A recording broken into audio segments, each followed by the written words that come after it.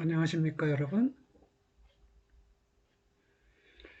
이 시간에는 본질주의자의 본질관의 오류 부분부터 시작하겠습니다. 텍스트를 읽어보겠습니다. 본질에 대한 현재의 관념을 제거하는 일이 여기서 하나의 절대적 필요성이다. 우리가 그렇게 하지 않는 한 토마스 아퀴나스의 것과 같은 한 존재 형이상학은 전혀 이해될 수 없다. 잘못된 본질관념 교정되어야 토마스 아퀴나스의 존재 형이상학을 이해할 수 있다는 것이네요. 라이프니츠 이후에조차도 본질들은 항상 자신들의 모든 규정들의 전체성과 더불어 취해진 가능적 주체들의 충실하게 성취되고 순수하게 정적인 통일성들로 남아왔다. 비판적인 서술이고요. 여기에 대해서 반론적인 견해는 본질들은 가능적 주체들이 아닌 현실적 주체들의 다양한 규정들의 통일성들로 이해되어야 한다는 것입니다. 라이프니츠가 말하는 바 줄리어스 시저의 본질 속에는 루비콘 강의 건너이 영원히 포함되어 있고, 마찬가지로 칸트에 따를 때 유랑하는 유태인의 본질 같은 것이 있다면 그 본질은 그의 끝없는 여정의 모든 시간과 장소를 포함해야만 한다. 역시 이런 견해에 대해서 반론을 제시하면 루비콘 강의 건너는 추상적인 시저가 아닌 실존하는 시저의 본질 속에 영원히 포함되어 있고, 마찬가지로 실존하는 유태인의 본질 속에 그의 끝없는 여정의 모든 시간과 장소가 포함되어 있는 것이다. 그러니까 본질을 논할 때는 실존하는 존재 속의 본질을 말해야 하는데, 마치 실존하는 존재와 별개의 존재가 있는 듯이 생각해 왔다는 것입니다. 본질주의자들의 생각이요. 본질들은 종종 가능적 존재들로 파악되는데, 이 가능적 존재들의 실제는 바로 가능적 존재들의 가능성과 일치하는 것이다. 가능적 존재들의 실제가 가능적 존재들의 가능성과 일치한다. 이 말은 가능적 존재들이 실존한다면 이 가능적 존재들의 실제, 달리 말해 현실성은 바로 그 가능적 존재들의 가능성과 일치하는 것, 서로 상응하는 것이다. 이렇게 이해됩니다. 그러나 우리는 본질적 가능성과 실존적 가능성을 구분하는 데 조심해야 한다. 아래에 설명된 내용을 보니까 그 본질적 가능성은 본질의 논리적 가능성을 말하는 것 같고요. 실존적 가능성은 단순히 실존할 가능성보다는 실존하는 본질의 가능적 규정, 실존하는 본질의 가능성, 그 말은 실존하는 본질의 가능적 규정을 말하는 것이에요. 그 실존과 무관하게 논해지는 본질이 있는가 하면 실존하는 본질에 관해서 가능성이 논해질 수 있다는 것입니다. 왜냐하면 사실상 그것들은 두 개의 구별되는 형이상학적 계열들에 속하고, 그런 만큼 우리에게는 첫 번째 것을 통해 두 번째 것에 도달할 길이 없기 때문이다. 하나의 본질이 본질로서 가능적인 것은 그것을 규정하는 모든 수로들이 공동 가능적일 때이다. 만약 그것들을 규정하는 모든 수로들이 공동 가능적이라면 상하는 존재, 즉 현실적 존재겠죠. 이것의 실존은 가능적이다. 만약 그것들이 그렇지 않다면 그것의 실존은 가능적이지 않다. 여기까지 읽으면 본질적 가능성이 성립하면 실존적 가능성도 성립한다 이렇게 보여지는데요. 이어지는 말이 좀 달라요. 그리고 이 점은 참이지만 그러나 이 점은 본질적 가능성의 계열 속에서만 참이고 실존적 가능성의 계열 안에서는 전혀 참이 아니다. 지금 실존적 가능성의 계열은 논해지지 않았다는 것이에요. 그러면 여기서 말해지는 것은 본질 예컨대 각이 셋이다, 변이 셋이다 등등 여러 개의 규정이 있잖아요. 그것들이 삼각형의 본질의 수로들일 수 있는데 그 수로들은 공동 가능적이죠. 서로 모순적이지 않아요. 만약 거기에 곡선인 선분이 있다. 곡선인 선분이라는 규정은 직선과 공동 가능적이지 않고 서로 모순적 관계에 있죠.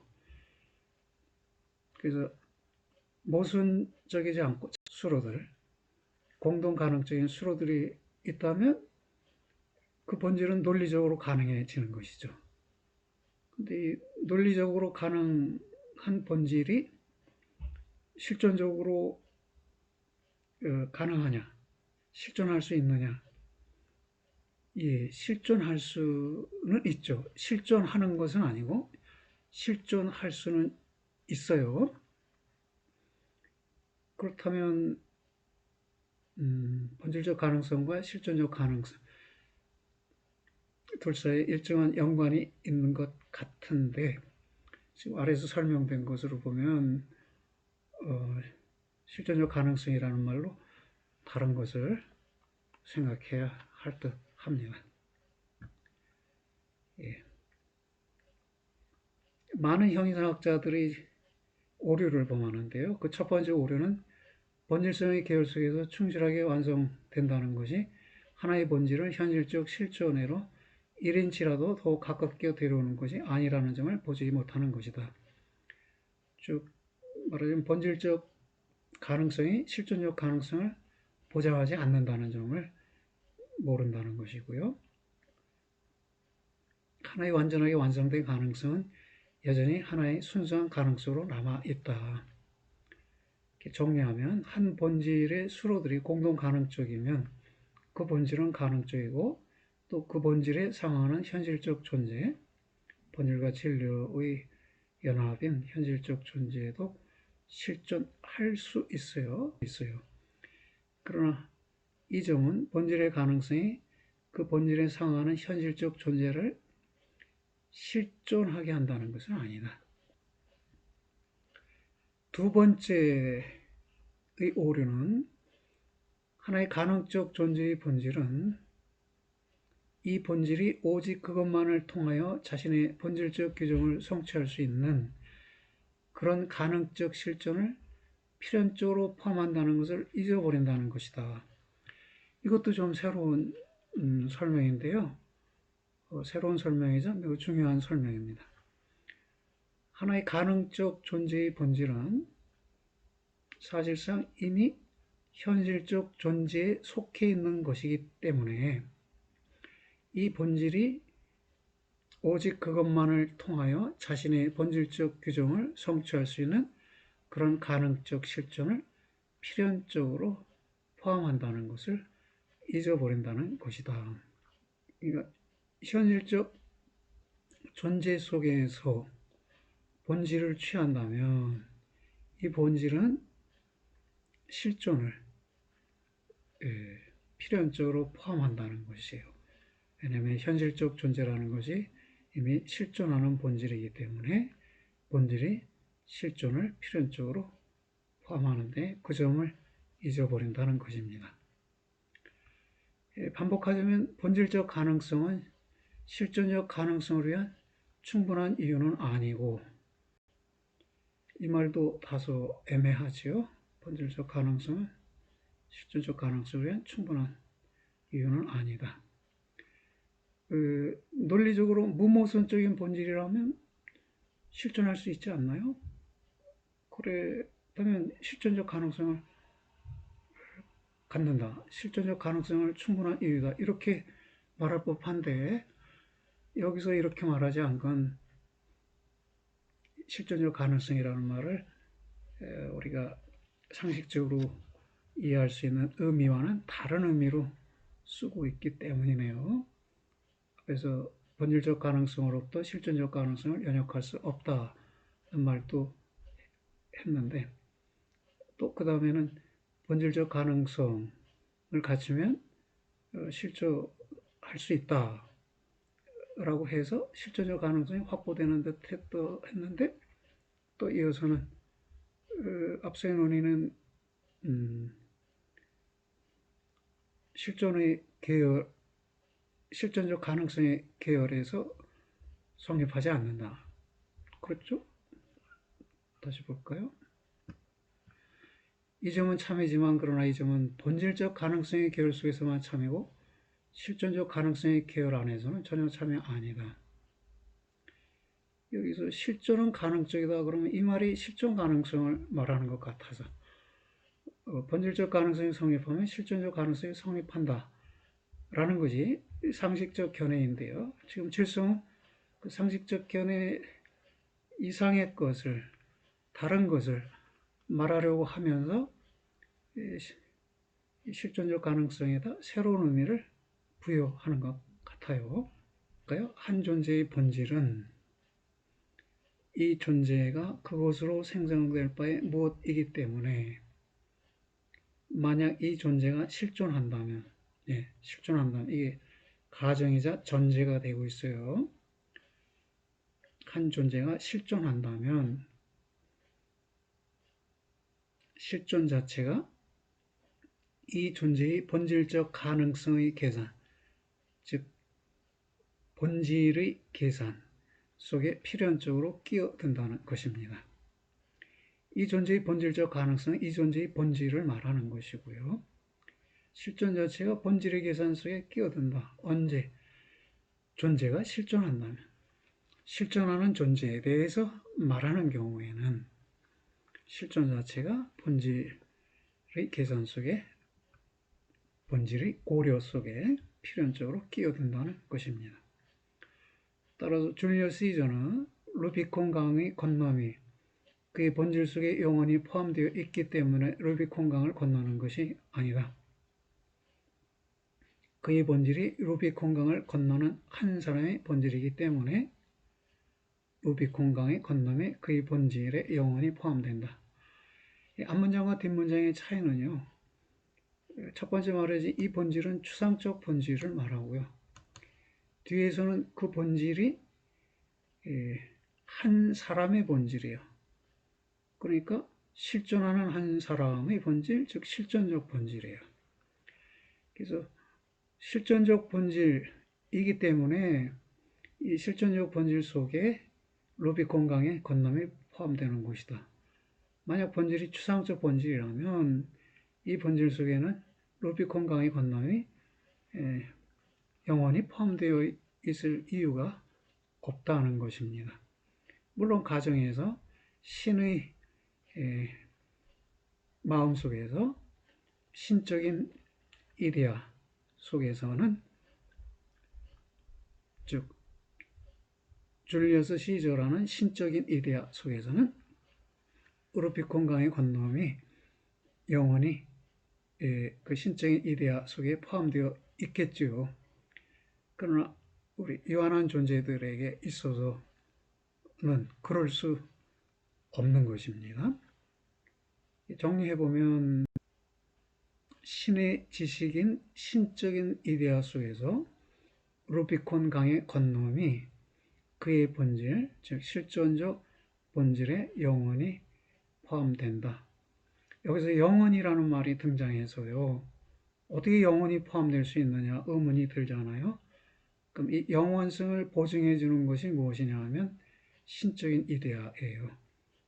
신적인 지식인 신적인 이데아 속에 영원히 포함된다.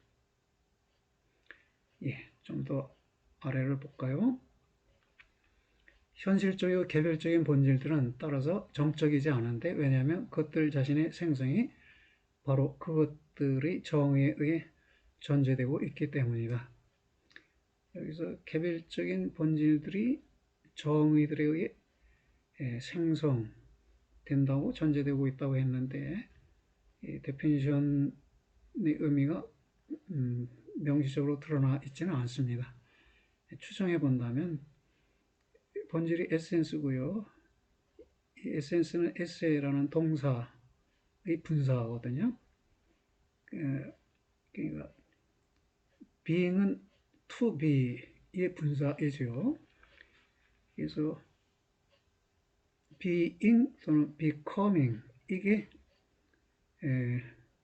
동사로부터 생겨난 것이잖아요.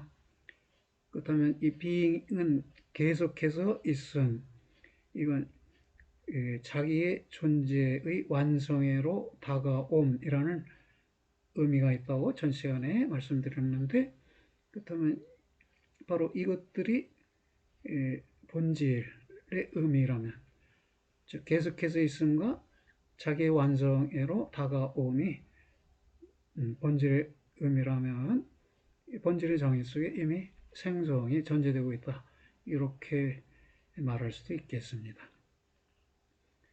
그 다음에 시간적 실존의 역동성과 영혼과 존재의 점진적 성취 부분인데요.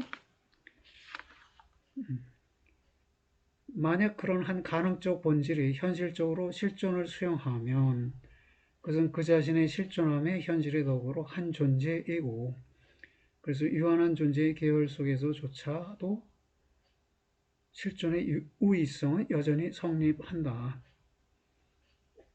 신 속에서만이 아니라, 신은 순수 실존이니까요. 순수한 실존이니까 신에게서 본질에 대한 실존의 우위성이 성립하는데, 유한한 존재에게서도 그렇다는 것이고요. 그것의 실존함의 현실은 사물의 통일성을 보증하는 것이다. 진료, 형상, 실체, 우연자들, 기능들이 그 사물 안의 모든 것들이 직접적으로 혹은 간접적으로 똑같은 실존함의 현실을 분유한다. 저마다 다 있는 것이죠. 진료도 있고 형상도 있고 실체도 있고 우연자들도 있고 기능들도 있어요. 물론 이때 있다의 의미는 동일하지는 않아요. 진료가 있는 것과 형상이 있는 것과 그 있음이 같지는 않겠죠. 그래서 이때 유비적인 의미에서 있다라고 말해진다고 하는데요.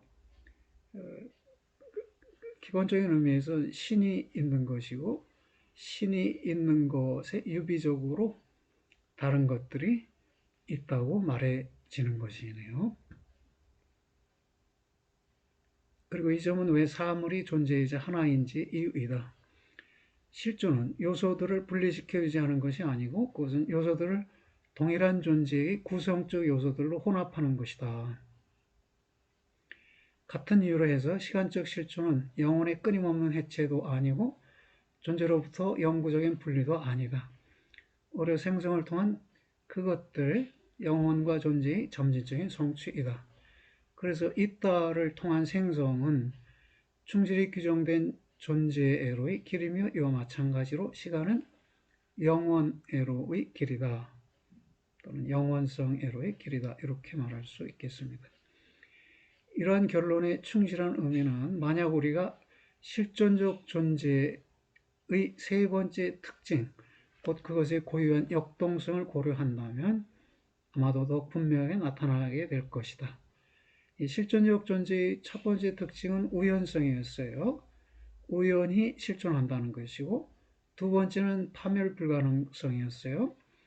신에 의해 실존이 취소되지 않는 한 파멸 불가능하다는 것이고, 세 번째는 역동적이라는 것인데요.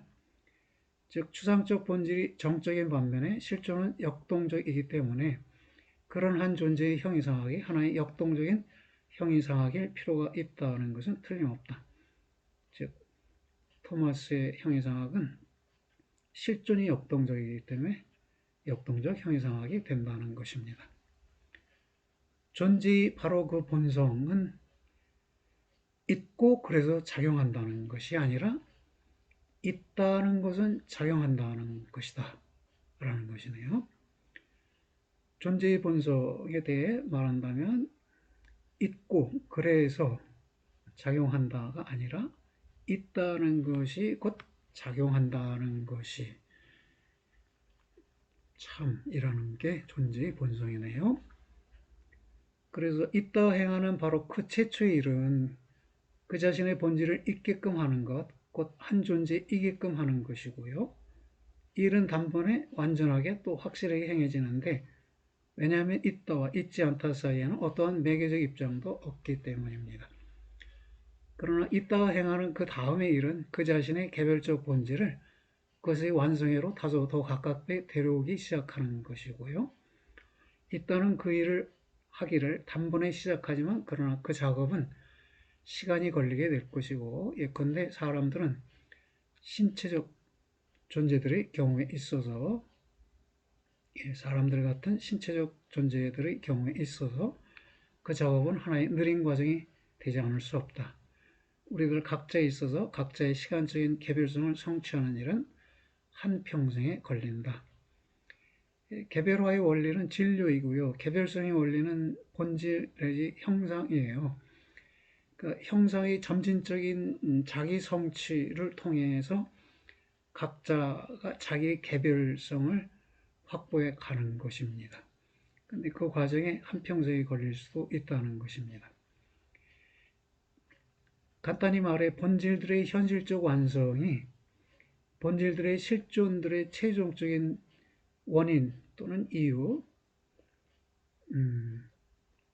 본질들이 실존하는 이유가 무엇이냐 하면 본질들의 현실적 완성에 있다. 그것이 그 이유이다 라는 것이고요. 그것은 즉 실존은 그것을 성취하기 위해 많은 기능들을 갖는다. 실존이 많은 기능을 갖고 있다. 이어진 문장도 그런 취지로 쓰여졌습니다. 실존은 그러한 기능 등을 수행할 수 있다. 있다는 것은 현실이다 라는 것이기 때문에 그것은 또한 작용할 수 있다. 액트라는 말이 참 애매한 용어이죠. 액트. 우리가 지금 명사로서는 현실로 쓰고 있는데요. 동사로 작용하다로 보고 있는데 동사로서의 액트도 작용하다, 활동하다, 행동하다 라는 여러 의미를 가져서 맥락에 따라 적절한 용어를 선택해야 할 터인데 되게 번역어는 통일된 번역어가 바람직한데요. 그래서 저는 액트의 기본적 번역어로 작용하다로 적었습니다. 그래서 신의 창조도 작용, 창조, 작용 이렇게 했어요. 만약 행위라고 번역하면 신의 창조와 창조, 행위 이렇게 번역될 수 있겠죠. 그렇게 번역하나 이렇게 번역하나 이해하시는 분은 이해할 수 있을 텐데 용어의 통일성을 보다 많이 확보하기 위해서는 하나의 용어로 번역하는 것이 더 좋을 듯도 합니다. 그런데 하나의 현실이 있듯이 그렇게 그 현실의 기능들도 있게 될 것이다. 만약 한 존재가 존재로서 작용한다면 그것은 존재의 원인이 될 것이다. 한 존재가 존재로서 작용한다면 존재의 원인이 될 것이다. 자기 존재의 원인도 되고 다른 존재의 원인도 되겠지요. 네. 능동적 인과성 또는 타동적 인과성 그렇게 말할 수도 있을 것 같고요.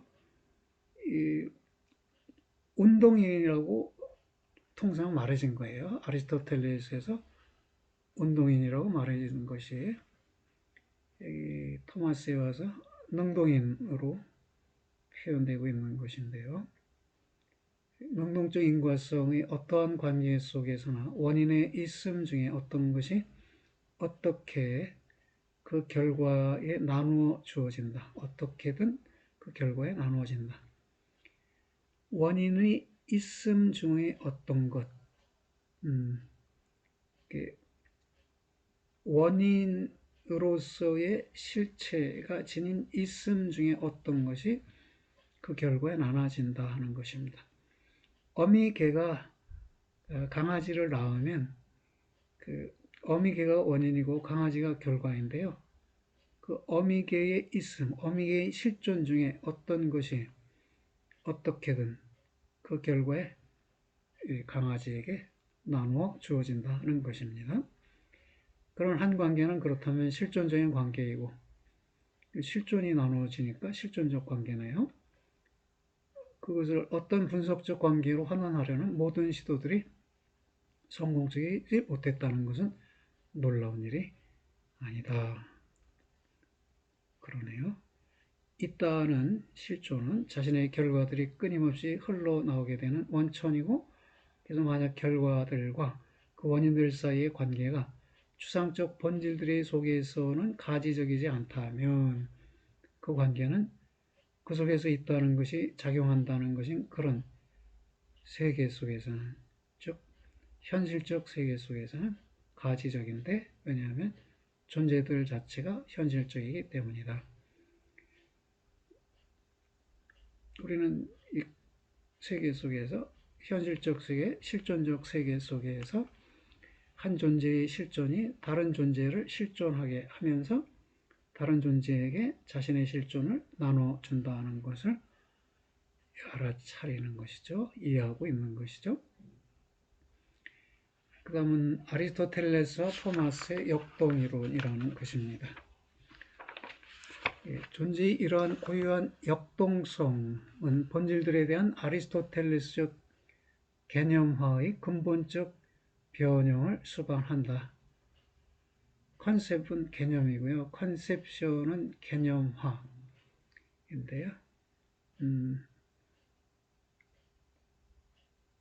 앱스트랙션도 추상이자 추상화라는 이중적 의미를 가져요. 맥락에 따라 어떤 의미로 쓰였는가 알아차려야 합니다. 여튼 아리스토텔레스가 개념화했던 그 본질들이 변형된다는 것입니다.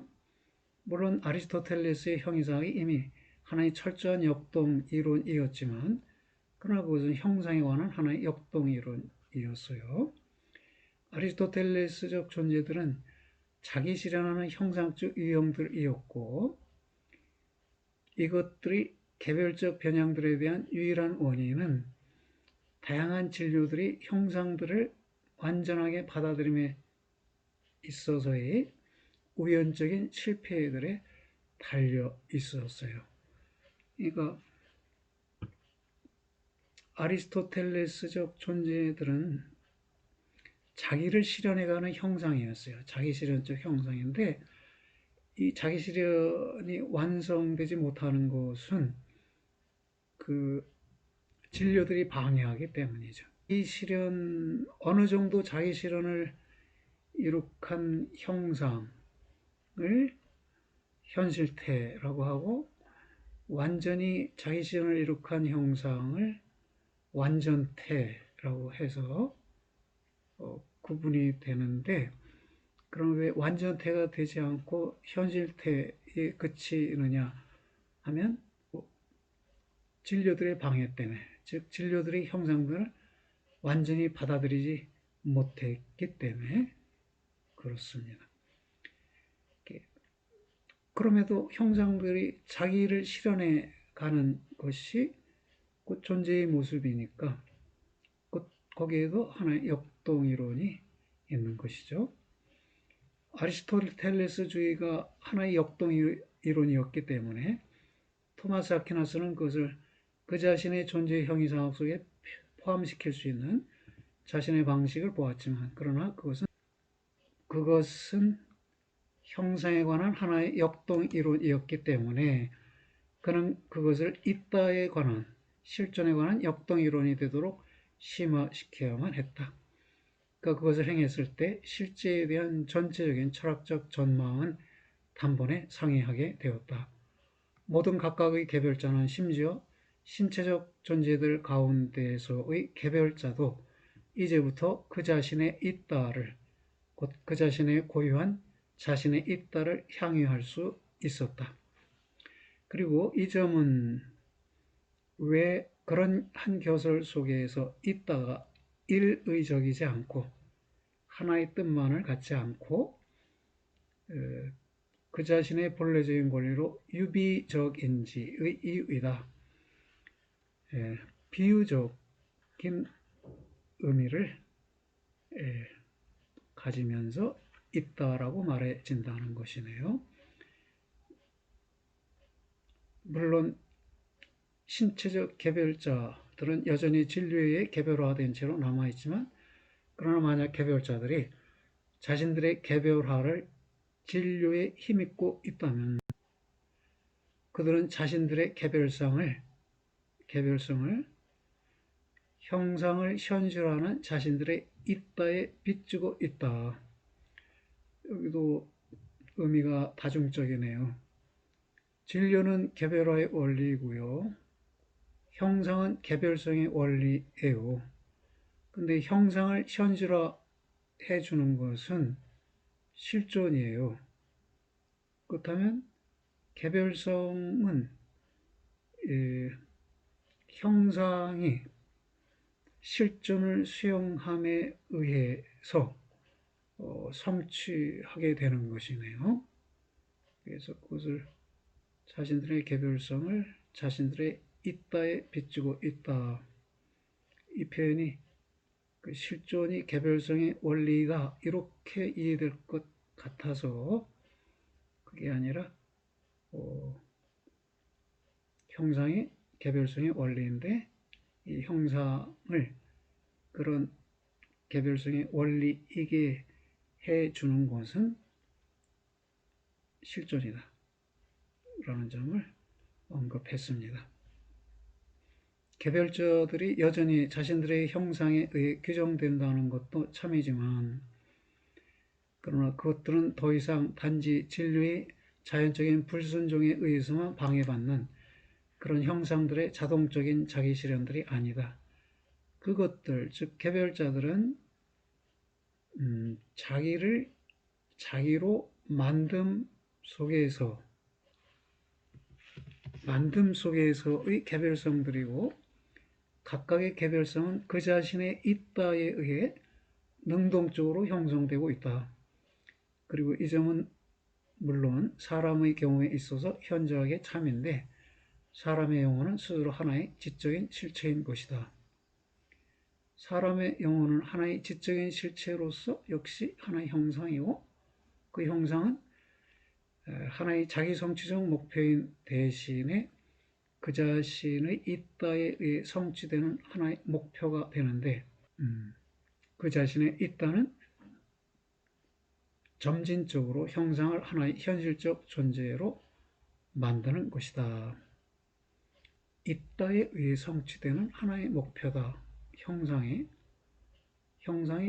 형상 스스로 성취하는 목표가 아니라 있다에 의해 성취되는 목표라고 했네요. 그래서 있다는 점진적으로 형상을 하나의 현실적 존재로 만드는 것이 됩니다. 능동적으로 진리에 관여된 채로 영혼은 자신에게 자신이 필요로 하는 신체를 주고 있다. 신체는 지적인 기능들에게 길을 내주는 생략적 기능들을 통해 점진적으로 즉 영혼을 형성한다. 그런 까닭에 결국에는 무한히 다양한 인간 마음들이 있고, 척도와 동일한 방식 속에서 인간 마음이지만, 그러나 모두가 상이한데 마치 그것들 각각은 그들의 공통된 종의 획일적 복사함을 일하기보다는 개별적 원본성을 부여받은 하나의 단일한 형태인 듯하다. 정리하면 인간 마음들은 각기 자기 성취의 정도에 있어서 차이를 지니므로 서로 다르다는 것입니다.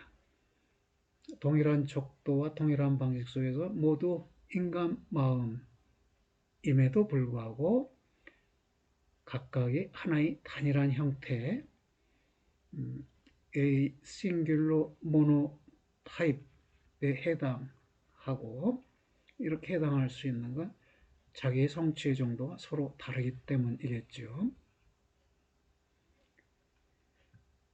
하지만 그들 중 어떤 사람도 혼자이지 않다.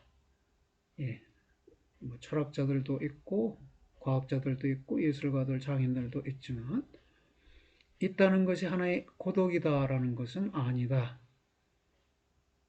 모든 각각의 사람은 그의 조음의 공동선, 커먼 굿을 분유할 수 있고 나눠 가질 수 있고, 그래서 인간적인 어떤 것도 그에게 낯설게 남아있지 않다.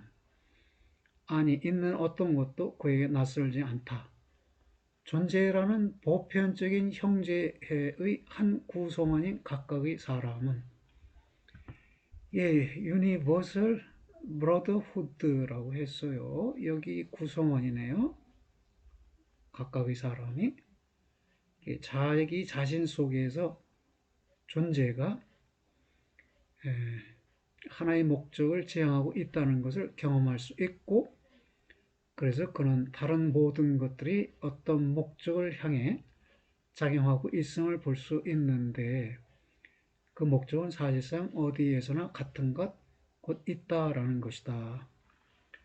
나는 나 방식으로 있고 너는 너 방식으로 있고, 사람은 사람 방식으로 있고, 강아지는 강아지 방식으로 있고, 고양이는 고양이 방식으로 있는 것, 그것들이 각자의 목적이라는 것이에요. 예, 이 부분은 이제 다음 장에서 다뤄질 주제에 대한 예비적 언급입니다. 존재론에 근거한 인식론, 실존 판단으로서의 진리. 인식론은 존재론에 근거를 두어야 하고, 진리는 실존 판단이라는 것입니다. 물론 수로 판단도 진리일 수 있는데, 실존을 포함하는 본질에 대해서 언급하는 것이 진리라는 것이에요. 인과론이 존재론에 의존하는 것과 마찬가지로 그렇게 역시 인식론도 존재론에 의존한다. 만약 안다는 것이 사물들을 있는 그대로 안다는 것이라면, 왜냐하면 그렇지 않다면 그것들은 전혀 알려지지 않기 때문이다. 그렇다면 그것들을 안다는 것은 그것들의 형상들에만이 아니라 바로 그것들의 있다에 도달한다는 것이다. 실존적 존재를 안다는 것은 그것의 본질만을 안다는 것이 아니다. 그것은 실존적 존재가 실존을 하나의 일반적인 방식으로 향유한다는 것을 안다는 것도 아니다. 그것은 실존들을 안다는 것조차도 아니다. 그것은 바로 실존자들, existence라고 했네요. 실존하는 그 무엇을 안다는 것인데, 이것은 이러한 늘 새로운 존재 관념을, 이것의 충실성 속에서 지적하는 단지 다른 한 낱말이다. 우리가 지금까지 사용해온 존재라는 말의 충실한 의미는 실존자라는 말 속에서, 실존자라는 용어 속에서 드러난다는 것이에요. 만약 이 점이 참이라면 실제적 지식은 필연적으로 본질을 포함하는데, 왜냐하면 하나의 사물을 아는 것이 그 사물이 무엇인지를 아는 것이기 때문에, 그래서 이 점은 왜 마음의 일체적 기능이 사물들이 무엇인지를 표현하는 것 같은 개념들을 형성하는지 이유이다. 즉 사물들의 무엇, 즉 사물들의 본질을 개념화하는 게 마음의 일차적 기능이라는 것이네요. 개념화, 본질의 개념화, 그것이 마음의 일차적 기능이고, 그렇게 생겨난 한 개념의 진실성은 그 개념이 하나의 판단에 의해 그것의 대상과 관계될 때 충실하게 나타난다. 왜냐하면 그때 우리는 한 존재의 본질이 참으로 무엇인지를 그 개념이 올바르게 표현한다는 것을 보기 때문이다. 예컨대 이것은 장미이다라는 건 이 수로 판단인데요. 주어와 수로로 이루어진 판단인데요. 지칭된 이것이 실제로 장미이고, 그렇죠? 이 지칭된 이것이 참으로 무엇인지 올바르게 표현한다. 장미라고 올바로 표현했다면 이건 참이 되겠네요. 더 나아가기 위해 서술 판단 말고 수로 판단 말고 속성 판단 말고 다 같은 말이에요. 수로 판단, 서술 판단, 속성 판단 다양한 번역 용어들이 있는데 같은 것을 지칭합니다. 더 나아가기 위해서는 판단들의 다른 한 부류가 곧 그것들에 의해 우리가 삶을 들인 바에 무엇이 현실적으로 있거나 실존한다는 것을 진술하는 그런 판단들이 요구된다. 그러한 것이 우리가 하나의 실존 판단이라고 부르는 복합적 기능이다. X가 있다고 말함에 의해 우리는 X가 하나의 어떤 있다라고 말하려고 의도하고, 그래서 우리의 판단은 하나의 복합적 기능일 필요가 있음에 틀림없다. 우선은 대상으로부터 X라는 본질을 개념화하고요. 그 개념화에 실존을 부여하면서 개념과 실존의 통일을 이룩해 하죠. 그래서 우리의 판단은 하나의 복합적 기능일 필요가 있음에 틀림없다. 개념화의 기능과 판단의 기능, 개념화의 기능과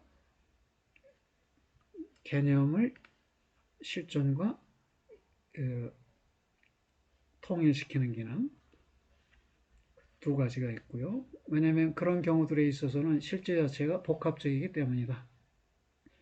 실존은 실제 속의 본질과 종합적으로 통일되는데 본질은 자신의 원인인 능동적 인과성에 힘입고 있고, 그래서 그것들, 즉 본질과 실존의 현실적 관계의 종합적인 본성은 이 관계를 우리가 그것에 의해 표현하는 그런 심적 작용의 종합적 본성을 수반한다. 이 판단이 종합하는 심적 작용이고요.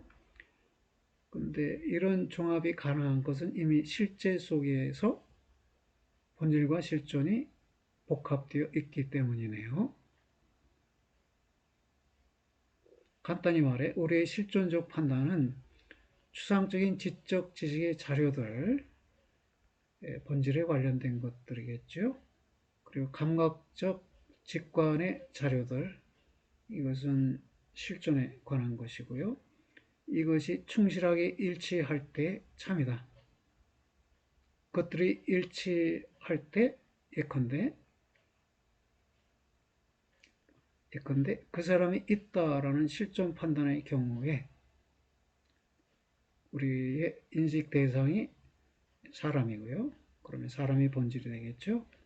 그리고 사람이 실제로 있을 경우 그 사람이 있다라는 판단은 이 지적 지식의 자료들과 감각적 직관의 자료들이 충실하게 일치하는 것이네요. 여전히 하나의 주관적 실존, 예컨대 그 사람이 있다 할 때 이 판단을 염두에 두면 그 사람의 있음이 이게 주관적 실존이에요. 이것에 관한 어떠한 객관적 지식도 없는데 그런 지식은 키에르케고르가 매우 정당하게 하나의 고유한 불가능성으로 서술한 것이고, 즉 주관적 실존에 대한 객관적 지식은 없다는 것이에요. 또는 간단히 말해 실존에 관한 객관적 지식은 없다는 것이네요. 그러나 나는 하나의 주관적으로 실존하는 존재, 즉 예컨대 그 사람, 그래서 그 사람이 있다고 했으니까 있는 그 사람에 관한 객관적 지식을 갖는다. 즉 실존자에 대한 객관적 지식은 갖는다는 것이에요. 실존에 대한 객관적 지식은 있을 수 없지만 만약 현실적 존재가 객관적 본질의 실존적 현실화라면 지식은 동시에 객관적이면서도 실존적일 수 있을 뿐만 아니라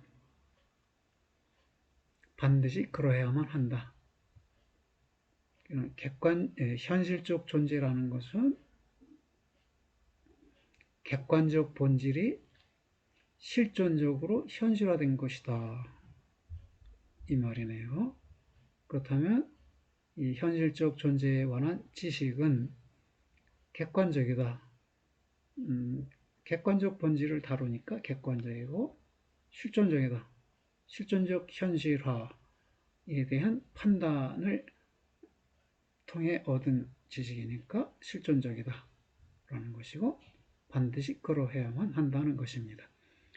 그 지식은 추상적 개념들을 통해서는 간접적으로 직접적으로 객관적이고 그것은 어떤 부류의 판단들을 통해서는 직접적으로 실존적이다.